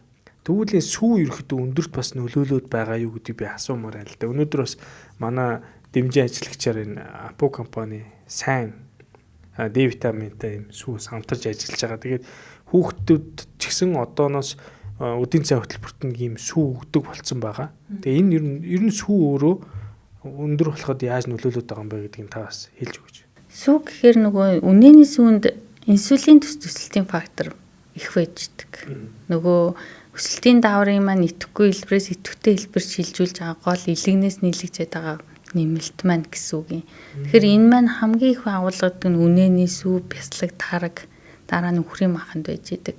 Тэгэхээр яг тийм юу би бас уншиж байсан. Өдөр тутам 200 мл суух нь инсулин төсөлтийн хүчин зүйлийг 10-аас 20%-аар нэмэгдүүлнэ. Ингэснээрээ ясны өсөлтөнд нөлөөлнө. Энэ бол нэгдүгээр юу ахна штэ нөлөө. Хоёрт нь болохоор нөгөө ясны өсөлтийг дэмж явуулах кальц, фосфор нөгөө эрдцүүд энэ дотор агуулгдсан байгаа учраас өсөлтийн дааврын житүүчин яс өсөх эрдцжилтэн ч хамт явагдчихж байгаа. Тэгэхээр үнэний сүүний ач холбогдол энд явж байгаа гэсэн үг. Зөв. Тэгэхээр сүүгээ бид нар бол уух гол шаардлага маш өндөр байгаа юм байна. Тэгээд одоо энэ сүүний ач тусын талаар тэгээд сүүний энэ одоо хөтөлбөр явж байгаа гэдэгт бол би бас айгүйх баярлж байгаа байхгүй. Энэ болохоор Монгол Улсын засгийн газраас зохион байгуулж байгаа тий хөтөлбөр явж байгаа. Тэгээд энэ дээр ийм ялангуяа ийм жижиг ийм савлгаатай энэ бол хүүхдэд бол 250 мл гэдэг сүүгд чинь хүүхдэд бол өдөртөө яг л болоо явцсан биз дээ. Тэгээд энэ дээр чинь ямар нэгэн байдлаар тийм нэмэгдэл их сахар махар орц байхгүй байгаа. Тэгээд сүүний хувьд бол бас ач холбогдолын таваас их гоё хилж өглөө. Тэгээд ялангуяа D витаминаар баяжуулж өгсөн сүү бас өөр их зүгээр идэм биш үү? Тэгэхээр яг энэ одоо энэ сүүг хэрвээ та хэрэглэдэг бол энэ сүүний мэдээлэл товчгоо бас өгчэй гэж бодож байна. Тэгээд энэ Апо дээрийг Монгол сүүний үйлдвэрийн хувьд бол эрүүл амьдралын маягт нийцсэн амин димээр баяжуулсан бүтээгдэхүүнийг хэрэглэгчдэд л өгж байгаа юм байна. Тэгээд 2016 оноос эхлээд сайн D амин димтэй сүүг бол үйлдвэрлэж эхэлсэн юм байна. Тэгээ бяцхан хэрэглэгчид хүүхдүүдэд зориулсан өдөрт одоо хэрэглээ нь бол D витамин амин димийн хэрэгцээг нөгөх. За мөн шууд уухад тохиромжтой юм байна. За тослог багтаа амин димтэй сүүг за худалдаанд гарснаас хойш 9 жил өнгөрсөн байгаа юм байна. Тэгээд найрлага дээр нь болохоор D витамин байгаа юм байна. За тослог хэмжээ бууруулсан. За тетрапак савлгаа гэж байгаа. Энэ савлгаа тэгээд хүмүүс ч нэг сүүгээ шууд нэг хуурай сүү гэдэг нэг юм ойлголтод яваад байгаа юм бэл. Тэгэхээр энэ дээр болохоор тетрапак савлгаа гэдэг энэ зүйлд сүүг хийчихээрээ энэ харьцангуй жоохон удаан хадгалах боломжийг бол бүрдүүлчихэж байгаа юм байлээ. Тэгээд энэ нь болохоор нөгөө нар салхи шороо тоосноос бүрэн хамгаалах 6 давхар гадаргатай учраас за ерөөдөө одоо ил байсан ч хамаагүй 6 сарын хугацаанд хадгалах боломж нь бол бүрдчихэж байгаа юм байна л да. Магадгүй нэг задлчаад агаар оруулж буцаад хагаад таглаад бол 6 сар бол хадгалах мэдээж боломжгүй болчихж байгаа. Тэгэхээр энэ зүйлүүдийг бол манайхан сайн зөвөр ойлгож аваарай. Би ч гэсэн хүүхдтэй бол сүүг бол маш сайн өгдөг. Манай охин бол үеийнхэн дотроос бас нэлээд өндөр. Тэгээд нууцны юу гэхээр өглөө ингээд ээж нь сүүдээ цааш хянах сүү гаргаад ирэхээр сүүгээ бариалгүй гэдэг над дээр. Тэгээд би тийсэн сүүгээ нэг 250 мл орчим хийгээл манай хүүхд уугаал ингээл бүр сүүл рүү сүүндээ бүр амар татсан сүүгээ нэхэж уудаг. Тэгээд ийм жижиг савлгаатай сүү мөнгө ч юм хүүхдээ өчгөр ил амар байдаг л та. За тэгвэл сүү уух юм бол энэ ач холбогдол өндөр юм байна. Энэ зүгээр нэг сүүний реклам бол биш юм байна шүү дээ.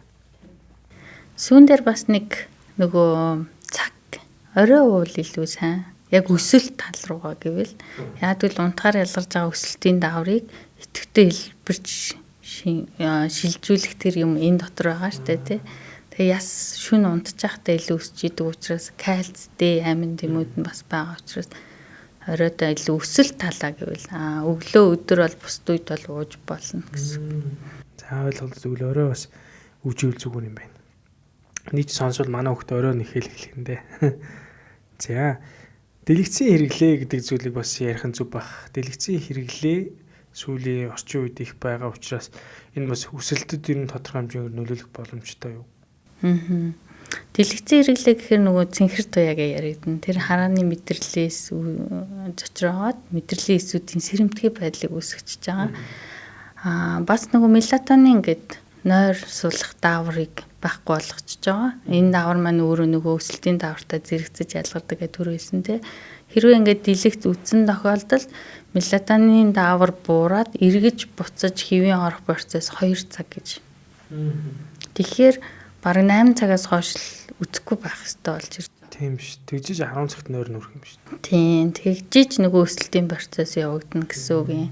Дээрээс нь бас мэдрэлийн эсийн сэрэмтгий байдлуудыг идэвхжүүлээд байвал нөгөө тарих амарчиж гоё өндөр болох гээд байгаа шүү дээ тий. Тэр процесс сөрөг нөлөөтэй болоод ирчихэж байгаа. Тийм байдлаараа л дам нөлөө үзүүлж байгаа болохоос шууд өсөлтийг зогсоогоод байгаа юм бол биш байна. Гэхдээ нойрсох буюу өсөлтийн дааврыг маань ихсэхэд нөлөөлөл маань явчихж байгаа гэсэн үг.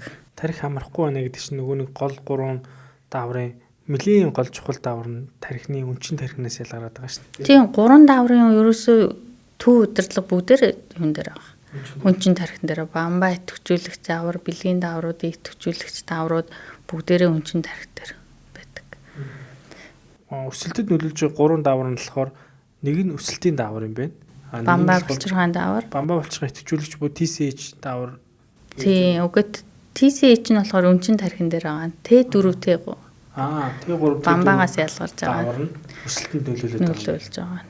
Тэгээ бэлгийн даавар. Бэлгийн даавар. За энэ 3 дааврал сайн ойлгоод авчвал.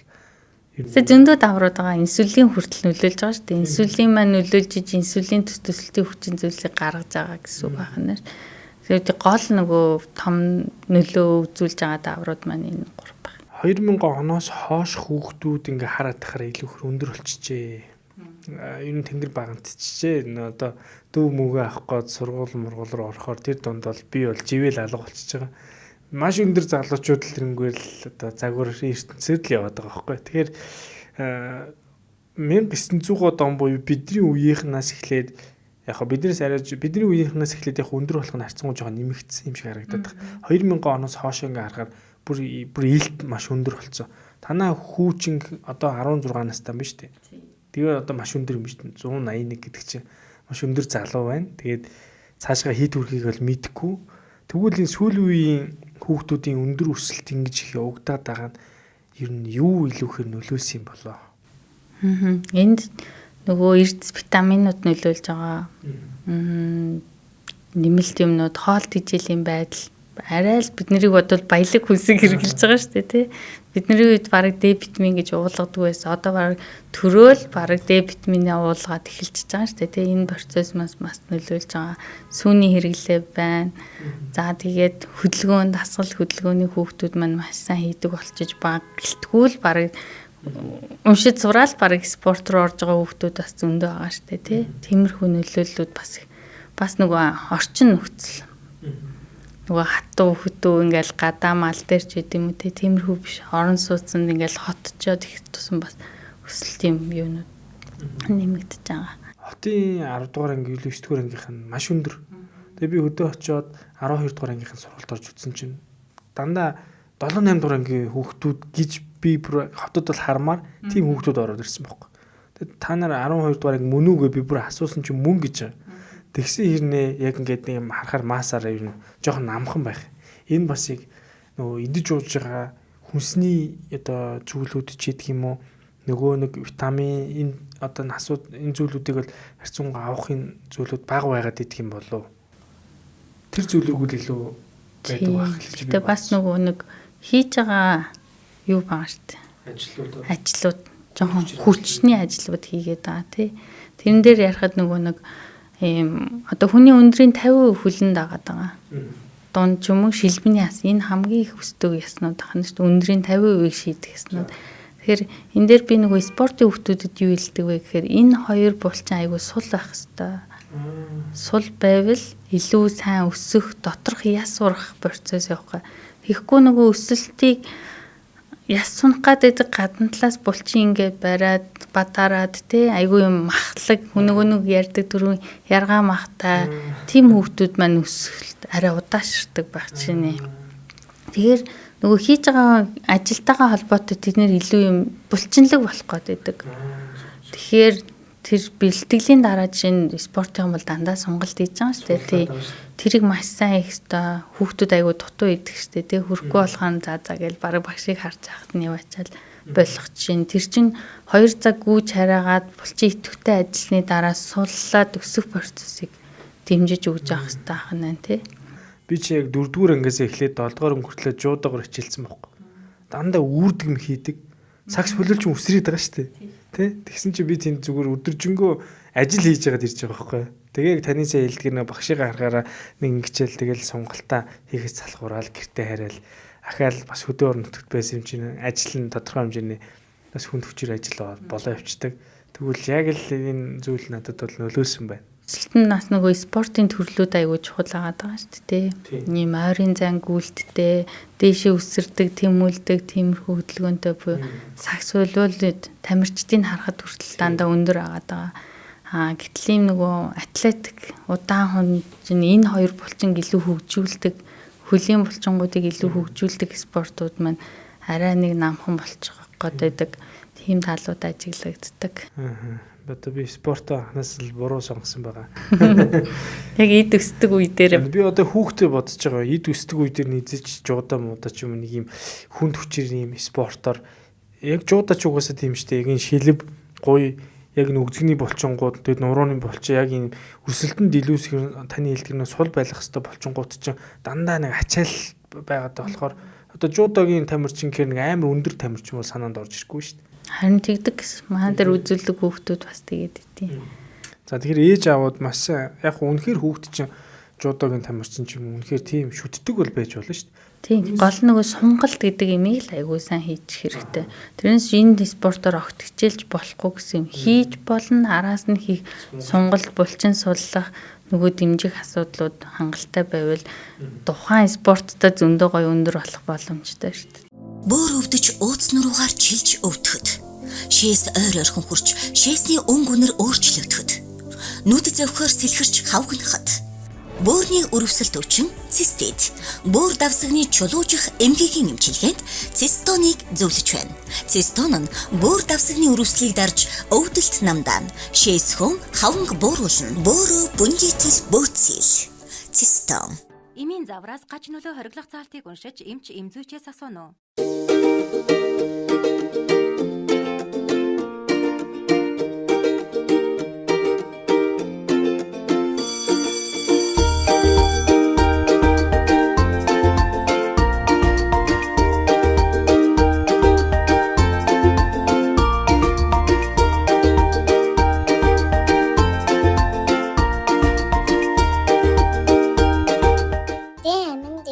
Баяжуулсан сайн суу.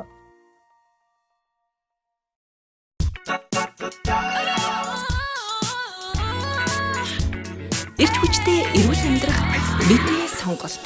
Хаалгай шампунь.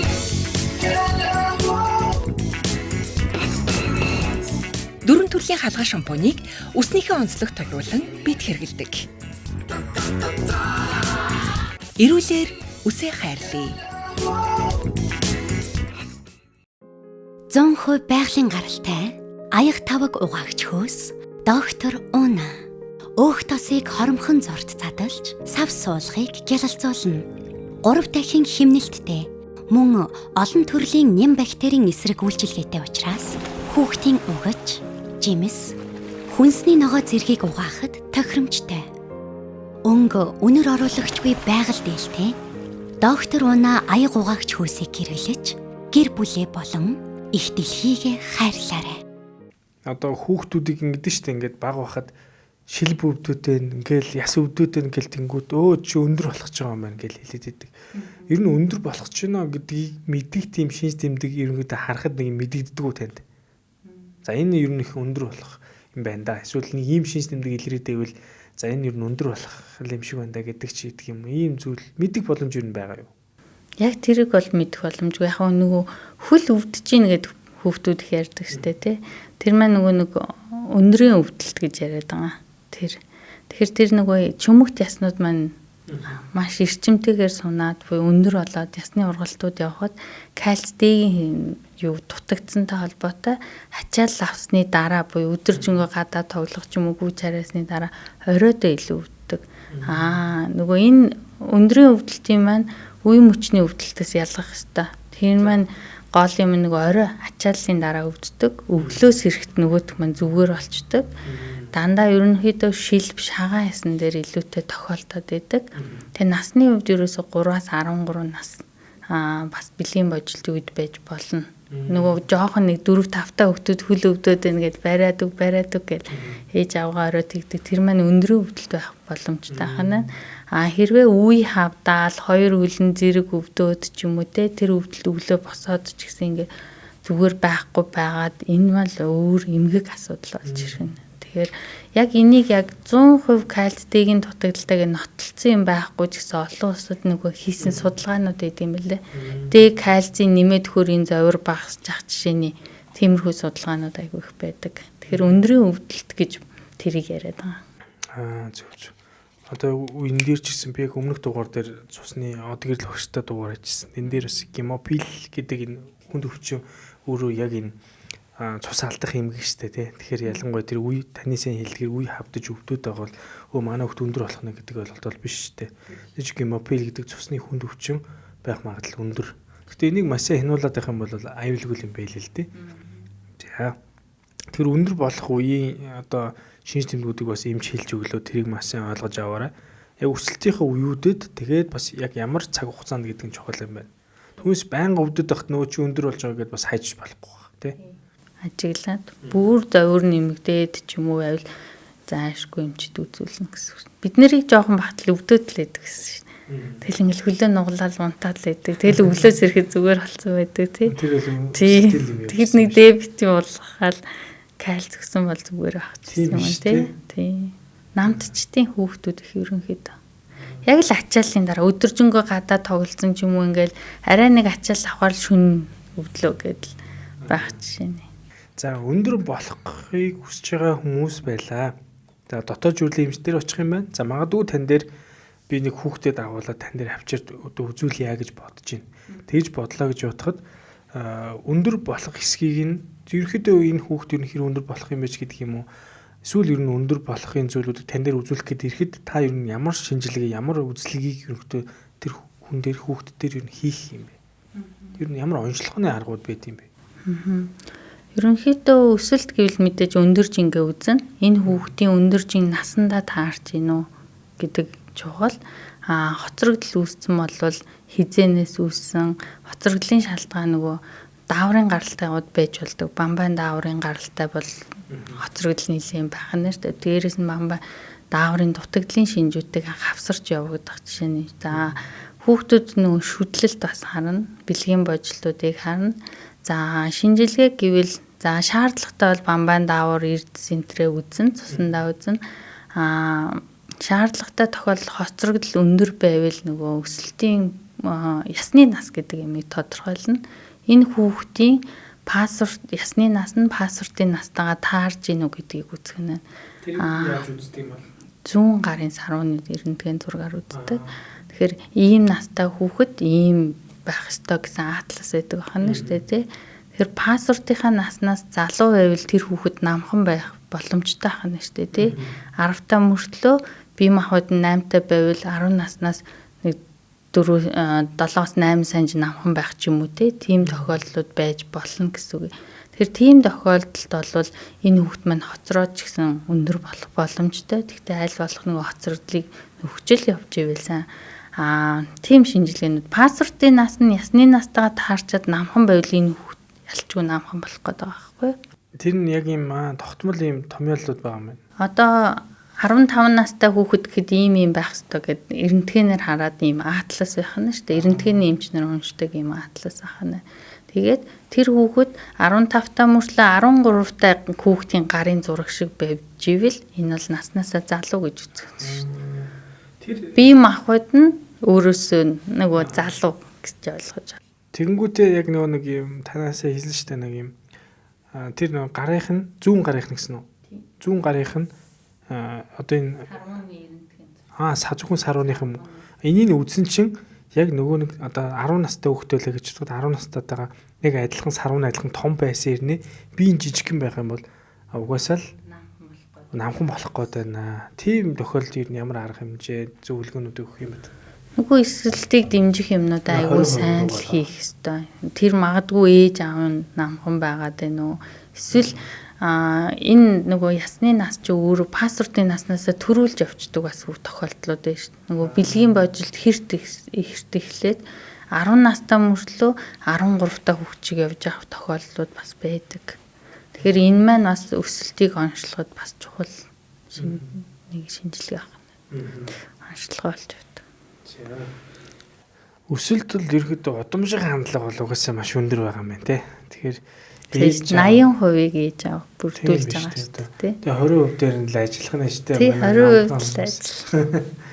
Бидэнд итгэл. Тэгээ одоо бас сүүлийн үед 80-ыг арай багасгаал 20-ыг нэмээд байгаа тийм тохиолдлууд бас байдаг л. Нөгөө дэмжээ дэвэл тийм гэдэг сайн хамаарал. 20%-аас ч илүү байх боломж байгаа гэж үзээд байна шүү дээ. За тэгээ өндөр болоход зайлшгүй шаардлагатай эрдэс витамин гэж байдаг байх гэж бол би бодож байна. Тэгээд насандаа тааруулаад ерөөдөө ямар эрдэс витаминуудыг илүүхээр хэрэглэх юм бол тэр нөгөө нэг 20%-аа бид нэр илүүхээр дэмжих боломжууд байгаа юм бэ гэдгийг та хэлж өгөөч. Одоо анаашны зурагтаа нэг юм витамин бас байдаг юм байна шүү дээ. Тэр одоо өндөр бололдог гэж манай ихнэр надаас суугаал энийг одоо тэдний хүүхэд гууж ийн гэж ин одоо манай хүүхэд ууг болцсон юм шүү гэдэг. Жишээлбэл манай охин ч одоо 4-тэй. Тэгээд би яг энийг одоо танаар хэлүүлж авах юм бол илүү сайн ойлголттой болсныхаа дараа яг ийм нарийн мэргэжлийн эмч хэлсний дараа би тэрийг хэрэгжүүлэх нь чухал санагдаад байгаа. Би одоо өөр доторын чиглэлийн эмч ирнэ. Дотоод шүүрлийг хүүхдийн эмч биш учраас тэрийг би дур мэдэж хүүхдэд туршилтал хиймээргүй байгаа байхгүй. Тэгвэл таныг хэлж өгөх шиг насанд нь харуулад ер нь ямар витамин, ямар эрдэсүүдийг ингээд өгөх юм бол танаа хүүхд чинь нөгөө өсөлтийн хоцрогдол байхгүйгээр 20% хүртэл илүү дэмжигдээд явах боломжтой юм бэ гэдгийг хэл. Ерөнхийдөө хүүхдийн нас болгонд тохирсон тун гэж байгаа шүү дээ. Витаминч бай, эрдэсч бай тээ. Тэгэхээр тэрнээс гол нөлөө үзүүлж байгаа өсөлтийн дааврыг идэвхжүүлэх эрдэсүүд ээж болно. Энд нь нөгөө цайр. Тэгэхээр анааштай витаминыг харах юм бол дотор нь цайр байна уу гэдгийг харах нь шүү дээ тий. Тэр маань өөрөө шууд өндөр болохгүй ч гэсэн өөрөөр нь өсөлтийн дааврын нийлэгжлийг идэвхжүүлнэ.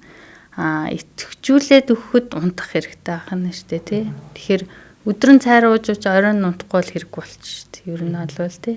Тэгэхээр тэр дааврыг нэмэгдүүлдэг юм цайр гэдэг эрдэс байна.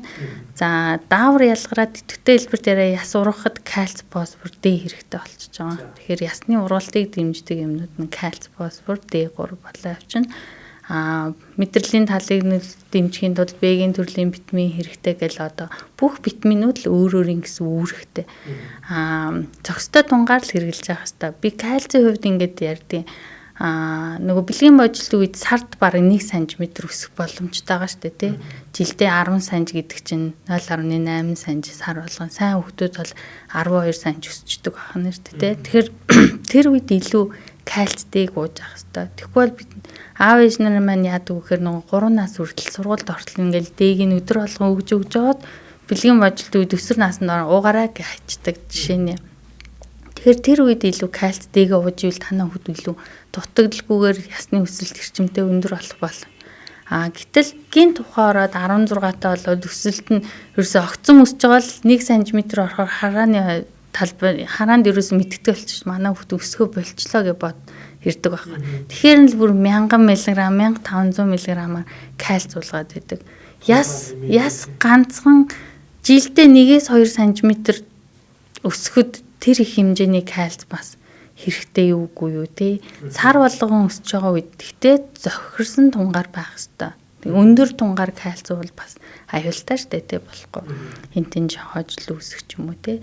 Дээтэйгээ заашгүй хамт байх хэрэгтэй гэх жишээний. Тэгэхээр тун гэдэг юм чухал, хизээ уух уу гэдэг нь бас чухал. Нөгөө бас шүдлэлтийн үе штэ. Шүд унаад ургах процесс бас кальц хэрэгтэй байх нь тий. Кальцтэй юм байна. Тэгэхээр энэ үеүүдэд тодорхой хэмжээнд яг нэг өсөлтийн дараа нөгөө уурглаг хүнсүүд, амийн хүчлүүд өсөлтийн дааврын нийлэгжлийг нэмэгдүүлж идэг. Тэгэхээр махан хүнсээ сайдна. Одоо сүүлийн үед нөгөө амттай хідэд мах идгээ болцсон хүмүүс зөндөрт өөх иддэг байх жишээ нь тий. Тэд нар маань өөрөө өсөлтийн дааврын нийлэгжлийг багасгаж идэг. Уурглаг махан хоолой иж байгаа жинж нэмэгдэн өсөлтч давхар нэмэгдээ авчдаг. маш олон эрдэс витамин бол мэдээж байгаа тий. Тэгэнгүүт тэр дотроос яг илүүхээр шаардлагатай тэр дундаа өндөр болоход илүүхээр нөлөөлж байгаа тэр одоо эрдэс витаминуудыг таасаа хэлж өглөө. Эдгээрийг бол бид нар ямар ч мэдээлэл дээр хайрсан таны хүүхэд хэдэн настайгаас хамаарат ямар тунг яаж өгөх вэ гэдэг мэдээллүүд бол интернет сошиал орчинд ямар ч хэлээр бол гараад ирнэ. Тэрийг бол бид нар ойлгох хэрэгтэй юм байна. Тэгэхээр цайр байна. За кальц, фосфор тэгээд Д витамин. За тэгээ уургаар баялаг хүнсүүдийг илүүхээр хэрэглэх юм байна. За тэр дундаа өсөлт илүү сайн явагдаж байгаа бэлгийн боожлтын үеүүдэд ялангуяа бүр илүүхээр анхаарад тэр тунгуудыг өдөр тутамдаа маш сайн өгөөд байх хэрэгтэй байна. Гэхдээ тунг хэтрүүлэх биш.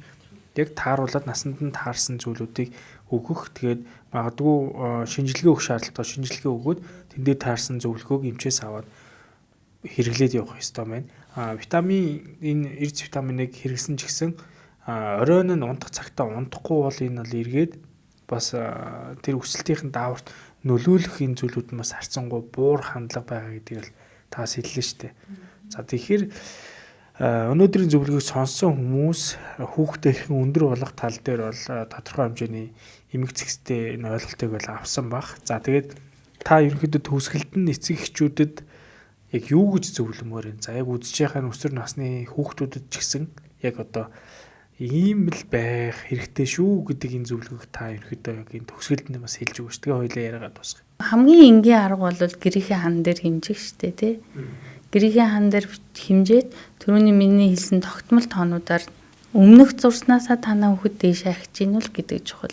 Нэг байранда удаан нэг 3 сар болчлоо, 2 улирал болчлоо. Нөгөө өндөр маань нэмэгдэхгүй байвал яагаад манай хүүхэд өндөр болох гайна гэдэг сигналыг авах нь. Дараа нөгөө бэлгийн божилт. Хэрвээ эрт байвал заашгүй өсөлтөө дэмжихгүй бол болохгүй.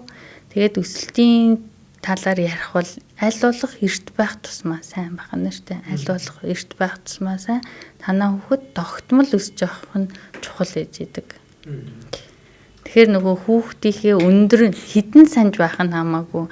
Ингээл ангид нь очиод үеийнхэнтэйгээ ижилхэн байна уу гэж харчихна. Энд дээр яг ялгагддаг ганц юм нь оны эхний хүүхэд оны сүүлийн хүүхдийн ялгаа гарч ирнэ шүү дээ. Тийм баг жилийн 10 сарын зүйтэй. Тийм 12 оны эхний хүүхэд хөлд ороо явж байхад оны сүүлийн хүүхэд төрж исэн гэдэг чинь бэлгийн божилтын үед баг 10 санжийн ялгаа гарна. Бусад үед бол 4-5 санжийнхаа ялгаа гарна. Тэрийг анзаарчих. Ер нь дунджаа барайл явж ивэл танаа хүүхдийн өсөлт хэвэн байна уу? Химжилтээр хан дээр зурсан зурагнаас дээшээ ахиад ээживэл болж байна л гэсэн. Тэгээд шаардлагатай хоол тэжээлийн нөгөөд Д витамина тогтмол болгоод байна шүү дээ. За тэгэхээр өнөөдөр бол одоо маш олон эцэг эхчүүдийн анхаарлын төвд байх тэр сэдвийг ярьлаа. Тэгээд өнөөдөр одоо би ч гэсэн өөрөө ингэ сонсоод байж хахад миний мэдгүй зүйлүүд бол бас их байна. Тэгээд энэ мэдээллүүдийг хаанаас хэн хэлж байгаа гэдгийг та бас маш сайн бодож сонсож тунгааж аваарай. Хин нэгэн танд ингэж ярьсан зүйлийг тэр хүн нарийн мэргэжлийн эмч байна уу гэдэг нь чухал. Одоо би нэг мэдээлэл хэлэх нэг өөр. За дотоод чөрлөлийн яг хүүхдийн чиглэлийн эмч энэ мэдээллийг өгөх бол бас шал өөр ойлголт байгаа. Тэгээ бүр энгийн зүгээр эмч эмнэлгийн мэргэжлийн биш хүн ямар нэгэн зүйлийг зүгээр уншицсан ч гэдэг юм уу миний туршлагаас гээд тань зөвлөгөө өгөөд яриад ямар нэгэн бүтээгдэхүүнийг ч гэдэг юм уу шууд ингээд худалдан авалт байдлаар дэмжиж байгаа юм шиг явах юм бол энэ бол мэдээж маш их өөр дөрөө та туршилтхийж байгаа ойлголтыг тэгээл маш ойлгоод авчих.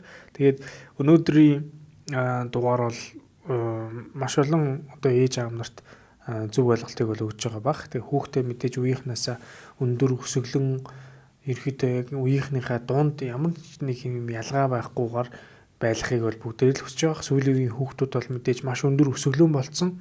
Энэ үед бол та хүүхдээр илүү сайн анхаарад явах юм бол боломжууд байна. Магадгүй одоо танаа нөхөр та өөрөө навхан байлаа гэж бодоход танаа хүүхэд өндөр болох тэр 20% боломж бол байсаар байгаа гэдгийг бол маш ойлгож аваарай. Тэгээд өнөөдрийн дугаар дээр бол одоо бид бүхэн маш олон зүйлүүдийг ярьлаа. Тэгээд энийг эхнээс нь дуустал сонссон тохиолдолд таны амьдралд бол хэрэгжүүлж болохын зөвлөгөөнүүдийг та магадгүй тархиндаа маш гоё шингээж авсан баха. Тэгээ өнөөдрийн зөвлөгөөг маш үн цэнтэй зөвлөгөөг бол өгсөн хүүхдийн бүр дотоод шүүрлийн эмч Бадам Сүрэн эмчтэй маш их баярлалаа. Тэгээд Бадам Сүрэн эмчтэй магадгүй ингээд манай дугаард оролцсон эмч нартай эргээд яаж холбогдох вэ? Үзүүлэх гэсэн зөвлөгөө авах гэсэн гэдэг энэ зүйлүүд хүсэлтүүд маш их ирдэг. Тэгээд би яг Бадам Сүрэн эмчтэй холбогдох тэр одоо эмнэлгийн пэйжийг бас энэ дээр оруулаад өгч. Ерөнхийдөө бусад бүх эмч нарын мэдээллийг би яаж хаашаа холбогдох вэ гэдэг мэдээллийг нь YouTube сувган дээр бол байнга оруулж өгч байгаа. Тэгээд тэрийг та бүхэн тогтмол мэдээж хараад явж байгаа байх гэж бодож байна. Тэгээд Бадам Сүрэн эмч бас ай доктор гэдэг хүүхдийн хүсэлтийн эмнэлэг гэж нэрлэж байгаа тийм. Тэр эмнэлэг дээр бас одоо ажиллаж байгаа. Тэгээд тэр эмнэлгийн пэйж хуудасруудсан та ороод Бадам Сүрэн эмчийн маш гоё сонирхолтой товчхон рилүүд бас байгаа. Тэн дээр би маш олон зүйлүүдийг ойлголтыг мэдэж авсан. Тэгээд бид хоёр магадгүй өнөөдөр ярьж амжаагүй таны маш гоё ингээд сонсож байсан зүйлийг чинь дөнгөж ингээд гжигдээд өнгөрж байгаа бол тэр пэйж рүү ороод за эмчдэр тань дээр үзүүлэхийн тулд бол цаг авч үзүүлж байгаа юу. Тийм цаг аваад яг ингээд одоо над чиг биечлэл суугаад хүүхдээ за манай энэ хүүхд бол нэг ийм байгаамаа. Одоо яах вэ эмчээ гэдэг энэ асуултын хариултыг бол эмч бол маш асуудалгүй өгөх байх гэж бодож байна. Тэгээд таны цаашдын ажилд бол өндрөөс өндөр амжилт хүсье. Тэгээ цаашдаа жисэн иргэдтэй эрүүл мэндийн боловсрол олох тал дээр энэ одоо ажлуудыг маш гоё дэмжиж бас хүрэлцээрсэн тал маш их баярлаа. Баярлалаа. За тэгээ өнөөдөр бид бүхэн хүүхдийн өсөлт гэдэг сэдвээр ярилцлаа. Тэгээд мэдээж ивент итгэгчийн тусламжтайгаар танд энэ одоо дугаарууд хүрж байгаа. Тэгээд Монкрин компани халгаа брэндэл хамтарч ажиллаж байна. За тэгээд Апу компани одоо Апу дээрийг одоо Монгол сүүний үйлдвэрийн за Д амин дэмтэй сайн одоо амин дэмтэй сүү гэдэг энэ сайн брендийн амин дэмтэй сүү бол бас хамтарч ажиллалаа. Тэгээд хүүхдтэй сүүг өгөх нь чухал юм байна. Гэхдээ бас заримдаа бид нэр орой хүүхдтэй сүүх юм бол өсөлтийг нь илүү сайн дэмжиж ажиллах нэ. За хүүхдтэй нь өдийн цааны хөтөлбөр дээр сүү өгöd байгаа бол энэ хүүхдээ чинь өсөлтөд за мөн одоо шүд болон за ясны бат бүх байдалд маш олон зүйлд бол сайн нөлөөлж байгаа гэдэгт бол та эргэлзэх хэрэггүй. Тэгээд бүгдээрээ дараагийн маш чухал дугаараар иргэд уулзъя. 3 сард бол мэдээж маш гоё чухал дугааруудыг бол би төлөвлөсөн байгаа. Тэгээд бүгдээрээ үзсэн бол subscribe дараарай. Сэтгэлдээ бичээрэй. За энийг илүү олон хүн шеэрлж хүргээрэй. Тэгээд дараагийн чухал дугаараар иргэн уулзъя. Тэгээд мөн дээрээс нь Дидиш ТV-гийн 813 дугаар сувг дээр манай подкастууд бол бас давхар гарч байгаа. Өдөө орон нутагт интернетийн асуудалтай хүмүүсийн хувьд та зочин хоморт тань бит хоёр суугаад хэрхэн хүүхдээ өндөр болох вэ талаар бол мэдээллийг өглөө. Тэгээд маш олон зүйлүүдийг бүгд ойлгож авсан баг. Дараагийн чухал подкастаар иргэн уулзлаа. Баяртай.